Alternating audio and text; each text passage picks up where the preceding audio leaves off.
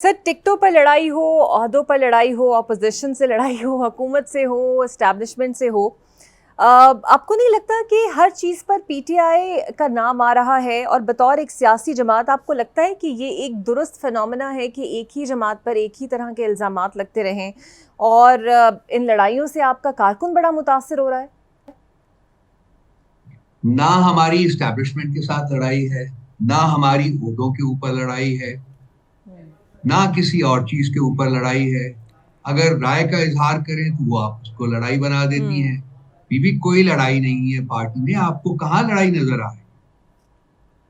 Sir मुझे हम तो नहीं समझ आती है। और जो कारकुन है वो हमारा कारकुन है बीबी, वो जाने और हम जाने। वो हमारे बच्चे हैं, हमारे साथ हैं, हमारे साथ रहेंगे। आरा होती है, लेट्स फेस द फैक्ट कि एक इतनी बड़ी पॉलिटिकल पार्टी के अंदर आरा होना कोई अनहोनी बात नहीं है। हम्म। और जिन लोगों ने भी काम किया होता है पार्टी के लिए, और हमारी पार्टी में बहुत से लोगों ने बहुत सा काम किया हुआ है। हम्म। हमारा हर वर्कर और फर्द जो है, जो पार्टी के साथ एसोसिएटेड है इतने सालों से, वो पार्टी में इंपॉर्टेंट ओहदों का हकदार है। लेकिन पार्टी के पास इतने इंपॉर्टेंट ओहदे हैं नहीं है कि हम्म। हम उनको दे सकें।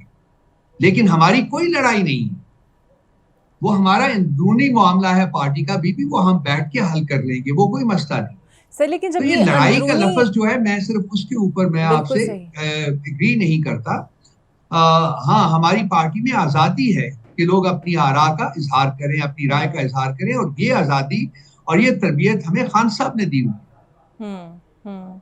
अच्छा सर, एक अफवाह ये भी है कि आप लोग पीपल्स पार्टी और नून लीग से सेनेट फॉर्मूला शायद इस वजह से तय करना चाहते हैं कि कहीं ना कहीं ये एहसास अभी भी मौजूद है कि पीटीआई के रुकनों को ख़रीदा जा रहा है। आपके एमपीएस दोबारा बिकने को तैयार बैठे हैं और ये बहुत ज़्यादा इमेज जो है ये बढ़ता जा रहा है। हाफिज़ अब्दुल्ला कहते हैं कि फ़ी एमपीए रेट 22 करोड़ चल रहा है। आपको लगता है कि सिर्फ फिर करप्ट लोग पीपल्स पार्टी और नून लीग में नहीं है, आपकी जमात के अंदर भी कुछ ऐसे लोग मौजूद हैं? अगर मैं ये आपको कहूँ, आपने कहा है कि जी ऐसी भी अफवाहें चल रही हैं। अच्छा, मैं आपको अगर एक क्रेडिबल क्रेडिबल चीज बताऊं कि इन हम्म। तमाम पॉलिटिकल पार्टीज ने हमसे राब्ता किया है कि हम हम्म। उनके साथ सेटल कर लें, और उस सिलसिले में बातचीत हो रही है, तो क्या हम्म। इसका ये कंक्लूजन ड्रॉ करेंगे कि उन्होंने हमसे इसलिए ये राब्ता किया है क्योंकि उनको डर है, उनको खौफ है कि उनके लोग बिक जाएंगे? हम्म।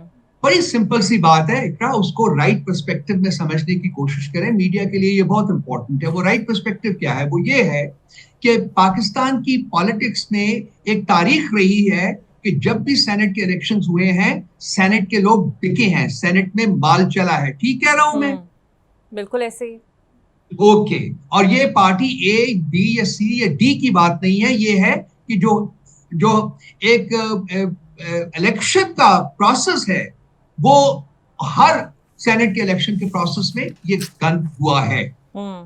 और अगर ये तमाम पॉलिटिकल पार्टीज आपस में मिल के आपस में एक यू नो अपने नंबर्स की बेसिस के ऊपर बगैर इलेक्शन में जाए, ये फैसला कर लें कि जी इस पार्टी की इतनी है, इसकी इतनी है, इसकी इतनी है, तो इसकी इतनी है, तो क्या ये एक अच्छा कदम नहीं होगा कि रिश्वतखोरी जो चलती है और जो लोगों के जमीर बेचे जाते हैं, उसका रास्ता हम बंद कर देंगे, किसी भी लोग, ये किसी भी पॉलिटिकल पार्टी से हो?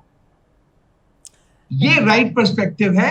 ये कोई हमें डर खौफ नहीं है अपने किसी भी मेंबर के ऊपर। हमारे मेंबर्स जो हैं वो हमारे साथ कमिटेड हैं, वो हमें कभी छोड़ के नहीं जाएंगे। लेकिन जो ऑब्जेक्टिव है वो मैंने आपको बयान कर दिया है। इस ऑब्जेक्टिव को सामने रख के देखिए कि अगर ऐसा हो जाता है, और हमें उम्मीद है कि ऐसा हो जाएगा, तो ये एक खुश आइंद कदम होगा। सेनेट के इलेक्शंस में जो करोड़ों रुपया चलता है वो नहीं चलेगा। अच्छा होगा ये, मैं जाती तौर के ऊपर इसका हामी। बिल्कुल सही। अच्छा रऊफ साहब, जिस तरह आपने अभी एक पर्सपेक्टिव हमारे सामने रखा, obviously the platform is open and you have the right to give the right perspective, और एक बेहतरीन चीज़ भी है कि आप अपना लॉजिक समझा रहे हैं आवाम को भी।